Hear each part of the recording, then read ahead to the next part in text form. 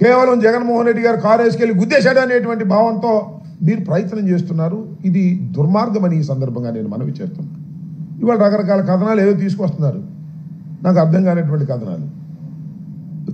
ముందు చెప్పినటువంటి స్టేట్మెంట్ ఏంటి, ఇవాళ మాట్లాడుతున్నటువంటి మాటలు ఏంటి, ఈ ఆంధ్రజ్యోతి ఈనాడు ఇన్వెస్టిగేషన్ ఏంటి, నాకు అర్థం కానటువంటి వ్యవహారం. ఏదో ఒక విధంగా జగన్మోహన్ రెడ్డి గారి పర్యటన అత్యంత విజయవంతమైంది, అనేకమైన ఇబ్బందులు పెట్టినప్పటికీ కూడా విజయవంతమైంది. దీన్ని భరించలేక ఎన్ని కేసులు పెడుతున్నారు మా మీద. రాత్రి ఒక కేసు పెట్టారు, వచ్చి నోటీస్ ఇచ్చి వెళ్ళారు నాకు రాత్రి 10ంటికి. అనేక మంది మీద, పల్నాడులో ఉన్నటువంటి వైఎస్ఆర్ కాంగ్రెస్ పార్టీ నాయకుల మీద, సుధీర్ భార్గవ్ రెడ్డి మీద కేసు పెట్టారు, గోపిరెడ్డి గారి మీద కేసు పెట్టారు.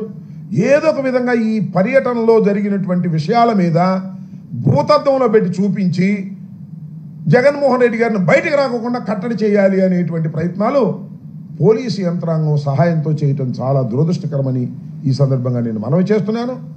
జగన్మోహన్ రెడ్డి గారి పర్యటన విజయవంతమైన తర్వాత దాన్ని చూసి జలసిగా ఫీల్ అయ్యి అనేక రకాలైన దుష్ప్రచారాలు చేసేటటువంటి కార్యక్రమం, జగన్మోహన్ రెడ్డి గారిని వ్యక్తిత్వాన్ని హననం చేసేటటువంటి కార్యక్రమం దుర్మార్గంగా చేస్తున్నారు.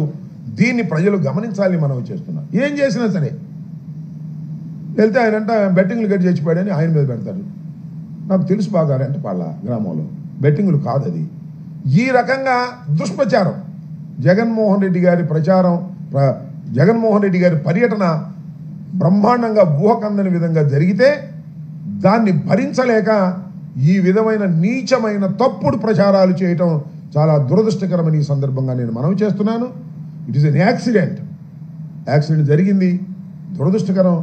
అతను ఎవరో కాదు, మా కార్యకర్త. జగన్మోహన్ రెడ్డి గారు అంటే తీవ్రమైన అభిమానం కలిగినటువంటి వ్యక్తి. అందుకనే ఆయనకి 10 లక్షల రూపాయల ఆర్థిక సహాయం ఇమీడియట్గా జగన్మోహన్ రెడ్డి గారు చేశారు. మేమందరం వెళ్ళి ఆయన కుటుంబాన్ని పరామర్శించాం. పోలీసులు వారిని ఏదేదో చెప్పమంటే వారు మేము జరిగిందే చెప్తామని వాళ్ళు స్పష్టంగా చెప్పారు. దురదృష్టవశాత్తు చీలి సింగయ్య మరణం మాకు కూడా తీవ్రమైన నష్టాన్ని కలిగించినటువంటి, బాధ కలిగించినటువంటి అంశం అని కూడా ఈ సందర్భంగా నేను మనవి చేస్తాను. ఇలాంటి వాటిని అడ్డం పెట్టుకొని జగన్మోహన్ రెడ్డి గారి వ్యక్తిత్వాన్ని హననం చేయడానికి ప్రయత్నం చేస్తే మాత్రం అది దుర్మార్గమని ఈ సందర్భంగా నేను మనవి చేస్తున్నాను. ఇప్పటికైనా